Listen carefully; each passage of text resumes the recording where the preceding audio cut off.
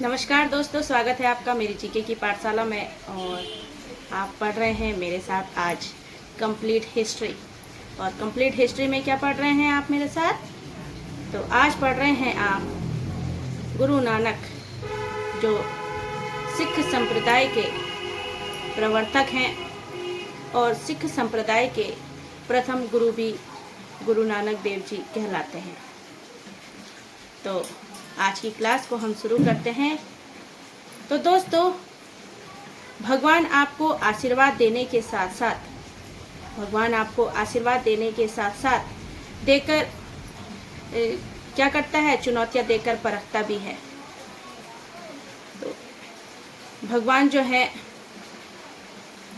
जो परेशानी आती है ना, तो वही चुनौतियां होती हैं, जो कठिनाइयां हमारे जीवन में आती हैं, तो उन्हें देकर हमारे धैर्य को वह परखता है कि हम कितने अच्छे से उन परेशानियों से निपटते हैं।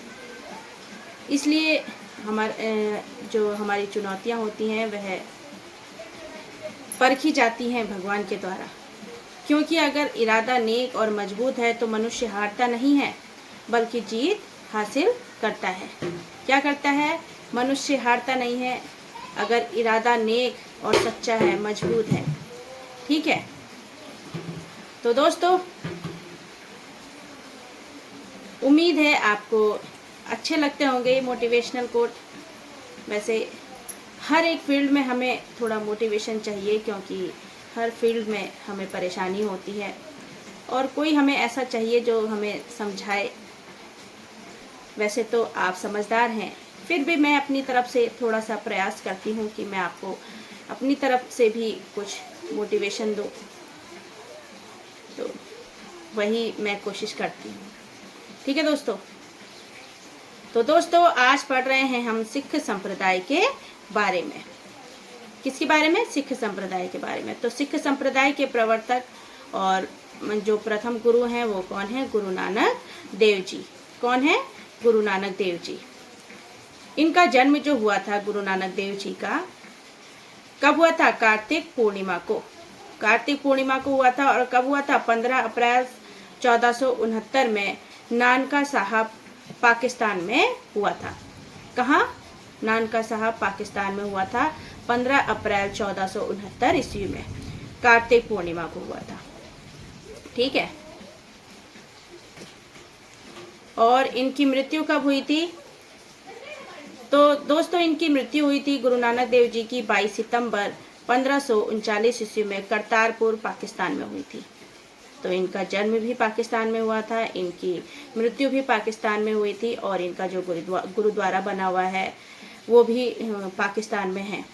तो गुरु नानक देव जी का जो गुरुद्वारा है वो कहाँ है? करतारपुर पाकिस्तान में है, जिसका नाम है दरबार साहिब। क्या नाम है? दरबार साहिब इस गुरुद्वारे का नाम है। इन्होंने लंगर की व्यवस्था भी शुरू करी थी। लंगर व्यवस्था क्या होती है आपको पता है ना? निःशुल्क भोजन उपलब्ध कराया जाता है लोगों को। अभी भी लंगर लगते हैं बहुत जगह, लोग अपनी सेवा देते हैं उसमें। तो ये शुरुआत जो हुई थी ये गुरु नानक देव जी के ही वजह से हुई थी, उन्होंने ही शुरुआत की थी। तो गुरु का लंगर शुरू किया, जहाँ पर निःशुल्क भोजन मिलता है। क्या मिलता है? निःशुल्क भोजन मिलता है। सिख धर्म में गुरुओं की संख्या जो है कितनी है? 10 थी। किसे मिला के? गुरु नानक देव जी को मिला के जो सिख गुरुओं की जो संख्या है वो कितनी है? 10 है। गुरु नानक देव जी जो है सिख धर्म के क्या थे? प्रथम गुरु थे। और बाबर एवं हुमायूं के यह समकालीन भी थे। तो गुरु नानक देव जी एक तो प्रथम गुरु थे सिख धर्म के, और बाबर और हुमायूं के समकालीन भी यह थे। ठीक है।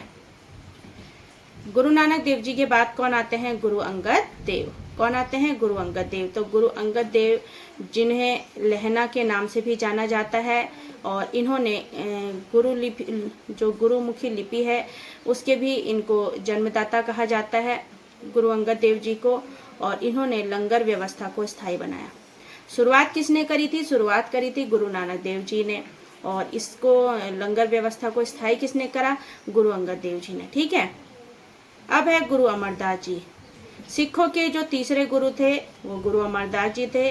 इन्होंने एक विवाह पद्धति भी शुरू की जिसका नाम क्या था, लवन। जो सिखों के तीसरे गुरु थे गुरु अमरदास जी, इन्होंने एक विवाह पद्धति शुरू करी जिसका नाम है लवन।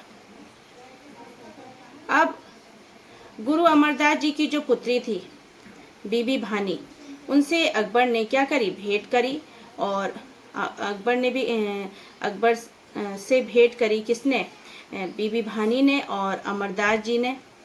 और अमरदास जी की ही पुत्री को, जो कि बीबी भानी थी, उन्हें 500 बीघा क्या दी, जमीन दी, दान कर दी थी अकबर ने 500 बीघा जमीन। और यह 500 बीघा जमीन में ही अमृतसर नामक जो शहर है वो बसा हुआ है। ठीक है। फिर बीबी भानी जो है दोस्तों, ये गुरु रामदास की क्या रही, पत्नी रही। तो जो चौथे गुरु है ना गुरु रामदास, उनकी पत्नी रही कौन, बीबी भानी। और ये बीबी भानी जो थी किनकी पुत्री थी, गुरु अमरदास जी की पुत्री थी। ठीक है। तो गुरु रामदास जी की यह पत्नी रही और गुरु अमरदास ने 22 गद्दियों की भी क्या करी थी, स्थापना करी थी। ठीक है। अब गुरु रामदास जो थे यह गुरु अमरदास के क्या थे, दामाद थे। और इन्होंने गुरु अमरदास की पुत्री बीबी भानी से क्या करा था, विवाह किया था। ठीक है। फिर इन्होंने अमृतसर शहर का निर्माण भी किया। किसका, अमृतसर शहर का निर्माण किया, जिसका प्रारंभिक नाम क्या था, रामदासपुर था। फिर गुरु अर्जुन देव, गुरु रामदास के तृतीय पुत्र जो थे, पहले तो कैसा होता था कि ये पैतृक रूप में नहीं चलता था। जैसे पहले कौन आए, पहले गुरु नानक देव जी आए। फिर उसके बाद कौन आए, देखिए पहले आए गुरु नानक देव जी आए। ठीक है। फिर आए गुरु अंगद देव जी, फिर आए गुरु अमरदास जी, फिर आए इनके दामाद, इनके बेटे नहीं आए, इनके दामाद आए। ठीक है, जो गुरु बने। फिर आए गुरु अर्जुन देव। और गुरु अर्जुन देव जो है वो गुरु रामदास के क्या थे, तृतीय पुत्र थे। तो मतलब तब से गुरु अर्जुन देव के जो काल से है तब से ही क्या ये पैतृक रूप में चलने लगा, जो ये वंशानुगत रूप से चलने लग गया था। ठीक है, जो गुरु चेंज हो रहे थे। तो गुरु रामदास के ये तृतीय पुत्र थे जिन्होंने गुरु का पद लिया और यहीं से गुरु का पद पैतृक रूप में परिवर्तित हो गया। ठीक है। और गुरु अर्जुन देव जो हैं वो सिखों के 5वें गुरु भी कहलाते हैं। और क्या काम करें इन्होंने, देखते हैं। तो दोस्तों गुरु अर्जुन देव जो हैं, इन्होंने सबसे बड़े धार्मिक ग्रंथ कौन सा था वो धार्मिक ग्रंथ, आदि ग्रंथ। आदि ग्रंथ का इन्होंने संकलन किया। क्या करा, संकलन, लिखा नहीं उसे, सभी के विचारों को एक पुस्तक में समाहित कर दिया। तो उसका संकलन करा है इन्होंने, जिसे क्या कहा जाता है, गुरु ग्रंथ साहिब के नाम से जाना जाता है। और इस गुरु ग्रंथ साहिब में क्या क्या है, तो इस गुरु ग्रंथ साहिब में 18 हिंदी भक्त, कबीर, बाबा फरीद, नामदेव, रैदास, कवि जयदेव जो बंगाली भाषा में क्या करते थे, लिखते थे। और सिखों के गुरुओं का जो विचार है उनका इसमें गुरु ग्रंथ साहिब में वर्णन किया गया है। ठीक है। तो सभी के विचारों का इसमें संकलन किया गया है गुरु ग्रंथ साहिब में।